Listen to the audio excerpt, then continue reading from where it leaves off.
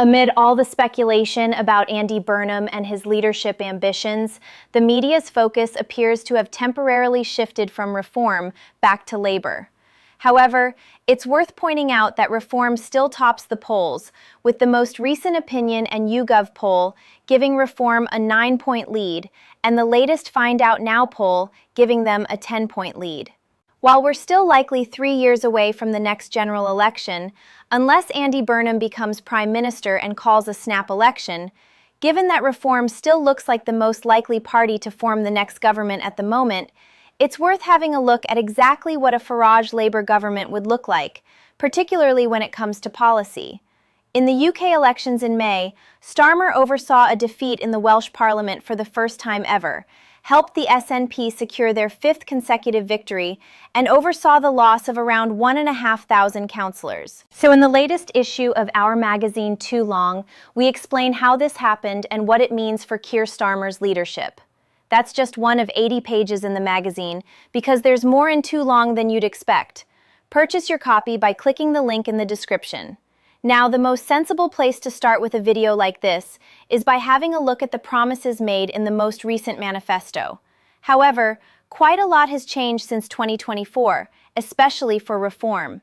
Their rise in the polls has brought with it additional scrutiny, and therefore reform has somewhat adjusted their offering.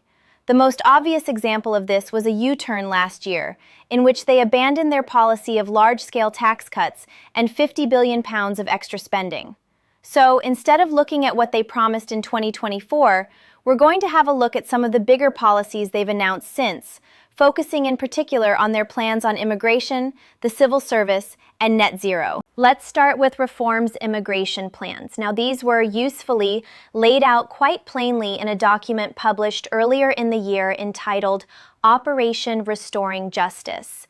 Frustrated with the lack of progress on reducing illegal immigration in August 2025, Nigel Farage rolled out the plan to his party.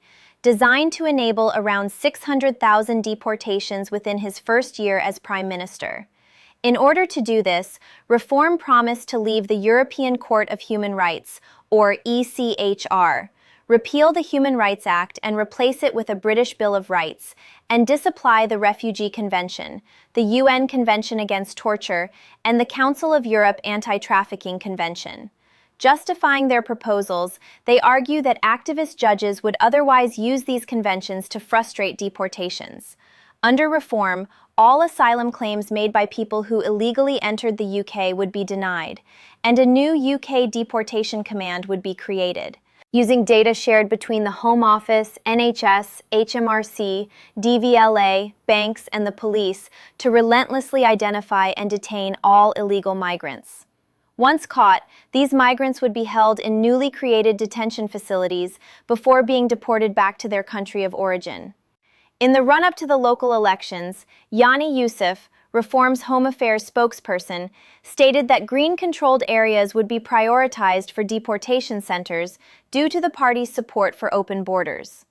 On top of this, Farage has confirmed that as part of the plans, Reform would be willing to pay countries like Afghanistan, which is still governed by the Taliban, to take back migrants. Taken together, these plans appear to be, by some margin, the most extreme immigration proposals by any major UK political party in living memory. They're also not going to be cheap. Reform admit themselves that the plan will cost over £10 billion over 5 years, which they explain away by suggesting that the current system costs £7 billion per year.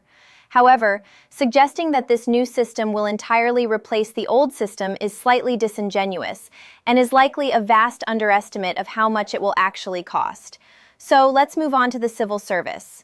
In October last year, Danny Kruger, a Reform MP, stated that the party would aim to reduce the civil service to pre-2016 levels by cutting 100,000 jobs, equivalent to a 30% cut. Later in the year, in December, Kruger published a document titled Storm and Sunshine, which outlined in more detail the exact proposals. In total, Reform aims to save £5.2 billion per year in salary costs from all the layoffs.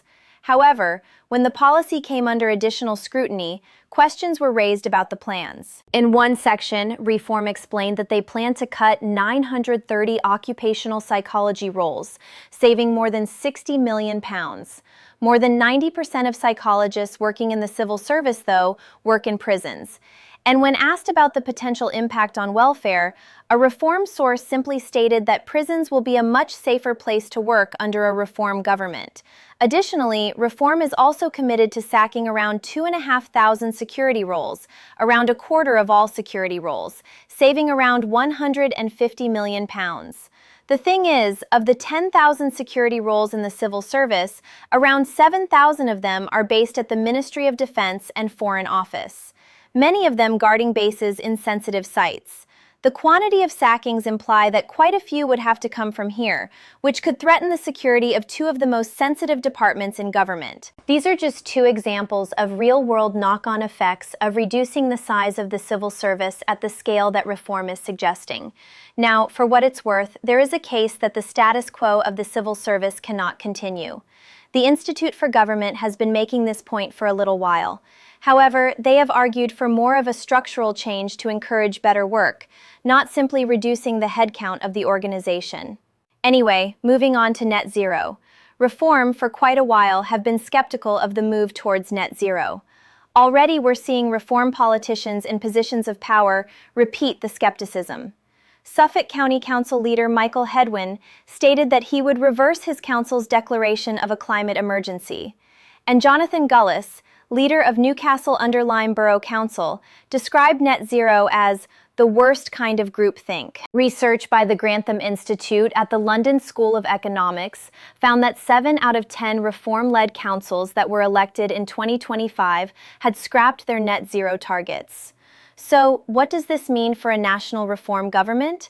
Well, the party has previously committed to repealing 2008 Climate Change Act and scrapping the legally binding target of net zero by 2050. While Reform has previously claimed that this would save between £45 billion and £225 billion, the upper figure here is actually based on Institute for Government figures, most of which comes from the private sector. In other words, this isn't money that the government would save. It's worth pointing out here that other organizations are even more skeptical about the purported savings. The New Economics Foundation claims that, as a result of Reform's policies, 48 gigawatts of large-scale renewable capacity will be lost, costing the UK between £67 billion and £92 billion. Now, of course, without an independent organization costing Reform's policies, we can't say confidently exactly where the real costs of their net zero policies lie. But again, it seems that Reform are likely significantly overpromising here. So, all in all, it seems that Reform has probably overpromised in certain areas. And when their plans are subject to some criticism, some issues are highlighted. Right now, with more focus on Labour's woes, this isn't causing any problems for their polling. However, if they remain top of the polls in the run-up to the election, their plans will attract more scrutiny from the media and could even seriously damage Farage's chances of becoming PM. The latest issue of our magazine is out now, and if you want our best value ever, subscribing and using code SUMMER26 gets you your first copy for as cheap as £4.99, as well as 20% off as long as you stay subscribed. I told you about one of the articles at the start of this video, but this issue is truly jam-packed with content from all around the world.